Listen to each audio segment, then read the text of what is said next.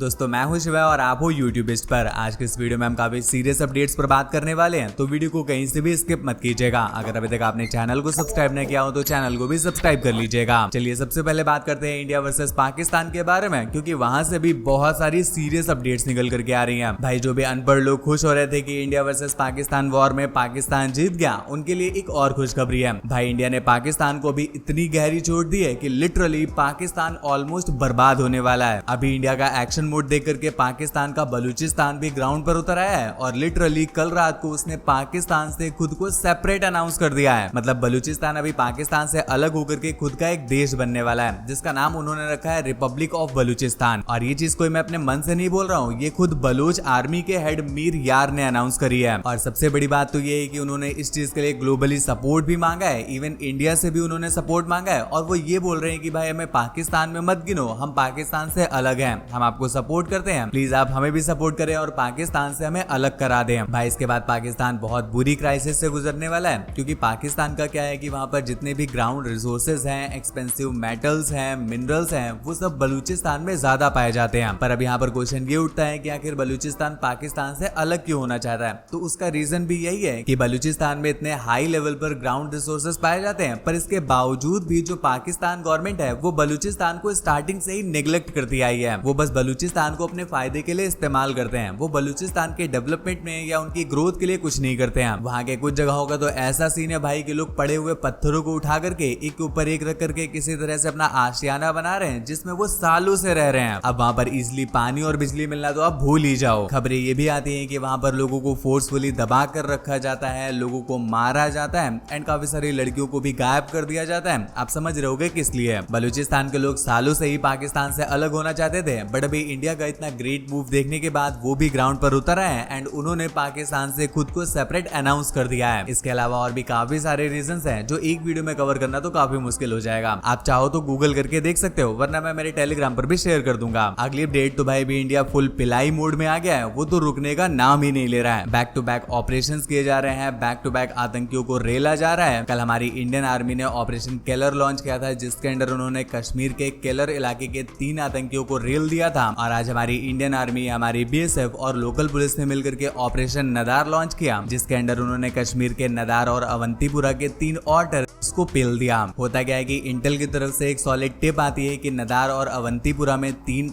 छुपे हुए हैं और वो कुछ बड़ा प्लान कर रहे हैं। तो उनको जस्ट अरेस्ट करने के लिए हमारी ये ज्वाइंट फोर्स जाती है। पर वहां पर वो आतंकी क्या करते हैं कि जब उन्हें पता चलता है कि फोर्स आ चुकी है तो वो उन पर गोलियां चलाना स्टार्ट कर देते हैं, जिसका जवाब देते हुए हमारी फोर्सेस को भी जवाबी फायरिंग करनी पड़ती है। और इससे नाराज होकर के वो आतंकी दुनिया ही छोड़ देते हैं। ये उस पिलाई के जस्ट कुछ मिनट पहले की वीडियो है, जो कि एक ड्रोन से रिकॉर्ड हुई है, क्योंकि ये जो आतंकी था ये चुपके से जाकर के छिप गया था और मिल नहीं रहा था। एक आतंकी का तो ये वीडियो कॉल भी वायरल हो रहा है, जो उसने अपनी फैमिली को किया था जस्ट आर्मी जब वहां पर पहुंची थी। यहाँ पर उसकी फैमिली उस आतंकी को समझा रही होती है कि प्लीज आकर के सरेंडर कर दो, पर वो आतंकी बोलता है कि पहले सेना को आने दो। अब यहाँ पर आप कंफ्यूज ना हो तो मैं आपको ये भी क्लियर कर देता हूँ कि ऑपरेशन किलर यानी जो कल हुआ था, उसमें जो आतंकी मारे गए थे वो लश्कर तायबा के आतंकी थे। और आज जो हमारे ऑपरेशन नदार में अवंतीपुरा में आतंकी मारे गए हैं वो जैश ए मोहम्मद के आतंकी हैं। मतलब आप समझ लो भाई कि कितने सारे आतंकी संगठन के लोग हमारे यहाँ कश्मीर में रह रहे हैं और हमें इस बात की भनक भी नहीं थी। होगी भी कैसे, क्योंकि भाई कोई कश्मीरी आतंकियों का साथ थोड़ी देता है। ये लोग बादलों के ऊपर से आते हैं और फिर जमीन में गड्ढा करके उसमें रहने लगते हैं। अगली अपडेट तो भाई तुम सोच रहे होगे कि पाकिस्तान की इतनी पिलाई हो गई है पर वो रो क्यों नहीं रहा है। तो गुड न्यूज आ चुकी है दोस्तों, पाकिस्तान ने रोना भी स्टार्ट कर दिया है। कुछ सॉलिड रिपोर्ट्स के अकॉर्डिंग आज पाकिस्तानी गवर्नमेंट की तरफ से हमारी दिल्ली में कॉल आता है, जहां पर वो इंडस बॉर्डर ट्रीटी, वही जो हमारी सिंधु जल संधि थी, उसको रिकंसीडर करने की रिक्वेस्ट करते हैं। कुछ पाकिस्तानी एक्सपर्ट्स का मानना है कि भाई इतनी गर्मी की वजह से पाकिस्तान में भयंकर सूखा पड़ने के आसार दिख रहे हैं अगर सिंधु नदी का जल पाकिस्तान में नहीं आया तो। इसलिए पाकिस्तान रिक्वेस्ट कर रहा है कि इस ट्रीटी को रिकंसीडर कर लिया जाए। पर इस पर हमारे foreign ministry spoke person Randhir Jaiswal ने रिप्लाई दे दिया है। वो बोलते हैं कि जो सिंधु जल सभ्यता थी वो हमारी फ्रेंडशिप और गुडविल के लिए बनाई गई थी, पर पाकिस्तान जो दशकों से क्रॉस बॉर्डर टेररिज्म को सपोर्ट कर रहा है, इससे उसने हमारी गुडविल और फ्रेंडशिप को बर्बाद कर दिया है। फिलहाल इंडिया ने ये ट्रीटी तब तक के लिए होल्ड कर दिया है जब तक इस्लामाबाद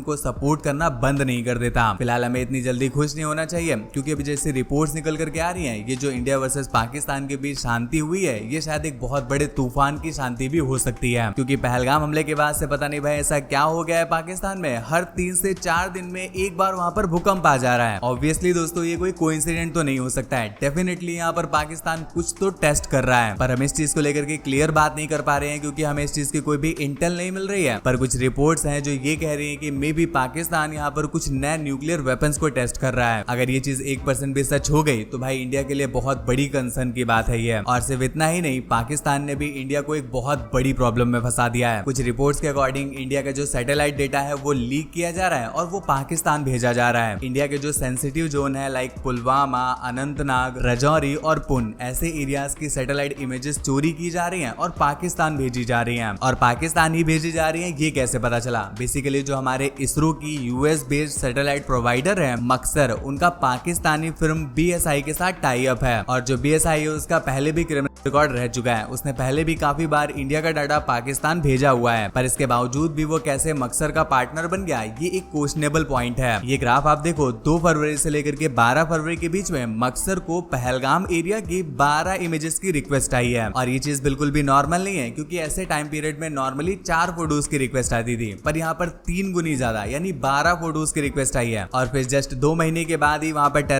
अटैक हो जाता है, जिसमें हमारे 26 लोग मारे जाते हैं। इस चीज को लेकर के हमारे एक्सपर्ट्स काफी ज्यादा परेशान हैं, क्योंकि हमारा सैटेलाइट डाटा लीक होना मतलब हमारे सेंसिटिव जोन्स लीक हो जाना, हमारे सेंसिटिव इंफ्रास्ट्रक्चर्स लीक हो जाना, यहाँ तक हमारे सैनिकों के चेहरे तक लीक हो जाना। फिलहाल जो अपडेट आ रही है कि एक्सपर्ट्स ने वार्न कर दिया है कि भाई ऐसी कंपनीज के साथ हमें टाई अप तोड़ देना चाहिए, क्योंकि ये जो कंपनीज है सिर्फ फायदा देखती हैं, ये किसी भी देश के साथ लॉयल नहीं है। और मक्सर की तरफ से जो अपडेट आ रही है कि उन्होंने चुपचाप बीएसआई को अपने टाई अप से हटा दिया है। पर कहीं ऐसा तो नहीं इंडिया को ये चीज पता चलने में बहुत ज्यादा लेट हो गया? अपने ओपिनियन नीचे कमेंट्स में बताना। इंडिया को लेकर के गुड न्यूज ये भी आ रही है कि हमने मेड इन इंडिया भार्गव अस्त्र को भी सक्सेसफुली टेस्ट कर लिया है, और ये भी हमारे S-400 की तरह ही ड्रोन्स को गिराने के काम आएगा। अगली अपडेट तो भी ध्रुव राठी को पाकिस्तान में बहुत ज्यादा हेट मिल रहा है। दोस्तों जैसे कि हमने आपको कल की वीडियो में बताया था, ध्रुव राठी ने पाकिस्तान के सीज फायर वायलेशन पर एक वीडियो पोस्ट करी थी, जिसमें ध्रुव राठी ने पाकिस्तान को बहुत बुरी तरह से तोड़ा था, जिसके बाद पाकिस्तानी अभी ध्रुव राठी पर बहुत ज्यादा भड़के हुए हैं। सबकी क्लिप्स तो मैं आपको यहाँ पर नहीं दिखा सकता हूँ, कुछ क्लिप्स मैं आपको यहाँ पर दिखा देता हूँ, आप देखो जरा। एक आतंकी देश क्यों बन रहा है? लेकिन सबसे पहले हम आपको जो स्टोरी की तरफ लेके जा रहे हैं वो है ध्रुव राठी साहब।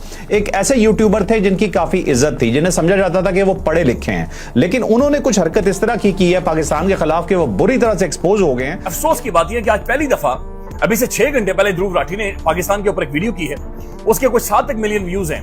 और हैरानकुन बात यह है कि ध्रुव राठी उसमें झूठ बोल रहा है, यानी ये बंदा खुलकर सरेआम झूठ बोल रहा है, बिल्कुल झूठ ना, यानी चिट्टा चिट्टा झूठ ये बंदा बोल रहा है और फ्रॉड कर रहा है, और पाकिस्तान के बारे में वही नैरेटिव बना रहा है जो इंडिया की खुफिया एजेंसियां बनाती हैं। उसके बाद आगे चल के इन्होंने कहा कि जी इंडिया ने पाकिस्तान पर हमले के लिए क्रेडिबल इंटेलिजेंस इनपुट की बुनियाद पर 9 जगहों को चुना है। ये दोबारा ये जुमला सुन लीजिए, क्रेडिबल इंटेलिजेंस इनपुट। क्या मतलब है इस बात का? What do you mean by credible intelligence input? Credible intelligence input यानी कि जो आपकी इंटेलिजेंस एजेंसीज हैं उन्होंने कोई इनपुट दी और इसका मतलब है कि वो ठीक ही होगी। आपको पता है पूरी दुनिया के अंदर जो है फॉल्स फ्लैग ऑपरेशंस जो है वो इसी तरह किए जाते हैं। अगली अपडेट तो भी इस वायरल वीडियो गर्ल समृष्ठा को बहुत ज्यादा हेट मिल रहा है, इवन जान से मारने की धमकियां, यहाँ तक रेप करने की धमकियां तक मिल रही हैं। सीरियसली कुछ लोगों ने तो ऐसा कुछ भी लिखा है जो मैं आपको पढ़ के भी नहीं सुना सकता हूँ, और ये सब कुछ क्यों? सिर्फ ऑपरेशन सिंदूर को सपोर्ट करने की वजह से। दोस्तों जैसे कि सभी को पता है कि भी बहुत सारे लोग बॉलीवुड सेलिब्रिटीज से नाराज हैं, क्योंकि जो हमारी आर्मी ने ऑपरेशन सिंदूर कंडक्ट किया था उसको बहुत सारे एक्टर्स ने सपोर्ट करना तो छोड़ो, उसके लिए ट्वीट तक नहीं किया है। तो इसी चीज पर समृष्ठा रिएक्ट करते हुए एक वीडियो पोस्ट करती हैं। पहले आप वो वीडियो देख लो, फिर आगे बात करते हैं हम। मुझे तो बहुत हंसी आती है खानों के बारे में सोच के। बॉलीवुड के 3 खान पहले मेरे को भड़कते थे, अभी मेरे को भड़कते हैं। आई एम सॉरी अगर किसी को मैं ऑफेंड कर रही हूँ, एक्चुअली आई एम नॉट, तुम्हारी माँ, क्योंकि इतने देशद्रोही लोग मैंने नहीं देखे भाई, और इतने हिपोक्रेट है ना, एक नंबर के सब भाई।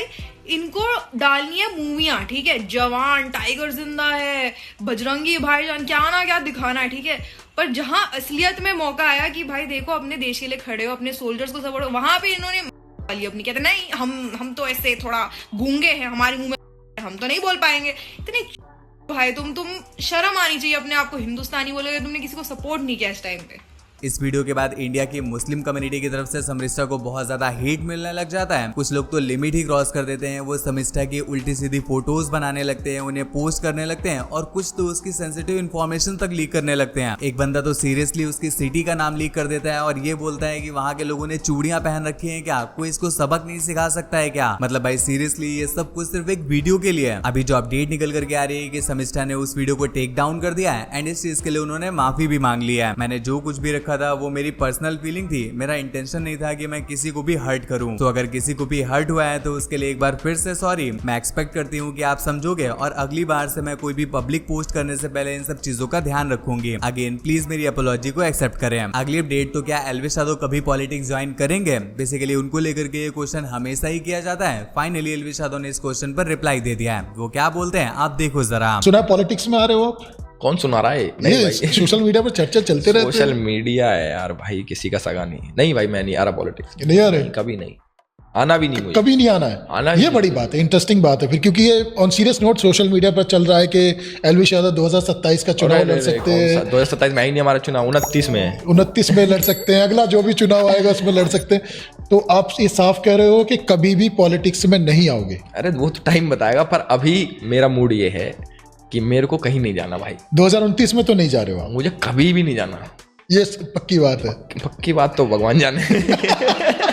यार ये है, मतलब डाइसी हो सकता है। इस टाइम जो मेरा इस टाइम आना है पॉलिटिक्स में, नहीं अभी नहीं आना है। तो चलिए अब बात करते हैं रेबल किड और बियर बाइसेप्स के बारे में। तो आज रेबल किड लेडन कॉन्ट्रोवर्सी के बाद बियर बाइसेप्स पर एक बार फिर से रिएक्ट करती हैं। क्या होता है कि रेबल किड अपने इंस्टाग्राम पर एक ब्लॉग शेयर करती हैं जिसके एक सेगमेंट में थोड़ा सा हॉरर सिचुएशन बन जाती है। तो इस पर रिएक्ट करते हुए एक यूजर लिखती हैं कि भाई गोस्ट हंटर बियर बाइसेप्स को बुला लेते हैं, वो भूत भगा देते हैं। तो इस पर रेबल किड रिप्लाई देती हैं कि भाई यही कोलैब है जो मैं बियर बाइसेप्स के साथ अभी करना चाहती हूँ, इसके अलावा और कोई कोलैब मुझसे नहीं हो पाएगा। बेसिकली वो उसी कॉन्ट्रोवर्सी को पॉइंट कर रही होती है जो बियर बाइसेप्स के साथ कोलैब करने के बाद हुई थी। अगली अपडेट तो अभी GTA 6 बांग्लादेश में लॉन्च हो गया है। अब हाँ, यहाँ पर मेरी थोड़ी सी गलती है। हमने आपको बताया था रॉकस्टार गेमिंग की तरफ से अपडेट आया है कि GTA 6 2026 में रिलीज होगा, पर बांग्लादेश वाले भाई बहुत एडवांस है, उन्होंने GTA 6 अभी ही लॉन्च करवा लिया है अपनी कंट्री में। आप देख सकते हो वहाँ पर CD भी खुलेआम बिक रही है। अरे लिटरली भाई ये फेक है। वहाँ के मार्केट में लोगों को पागल बनाया जा रहा है GTA 6 की CDs बेच करके। फिलहाल ये तो क्लियर नहीं कि उस CD में कौन सा गेम होगा, पर जैसे लोगों के रिएक्शन निकल करके आ रहे हैं कि उस CD में GTA वॉइस सिटी हो सकता है, क्योंकि उसके जैसे कलर्स हैं वो GTA 6 से थोड़े थोड़े से मैच करते हैं। वेल तो दोस्तों बस आज की वीडियो में बस इतना ही। एक सेकंड लगेगा, चैनल को सब्सक्राइब करते हुए जाइएगा ताकि ऐसी इंटरेस्टिंग और सीरियस अपडेट्स हम आपके साथ डेली शेयर कर सकें, वो भी सबसे पहले।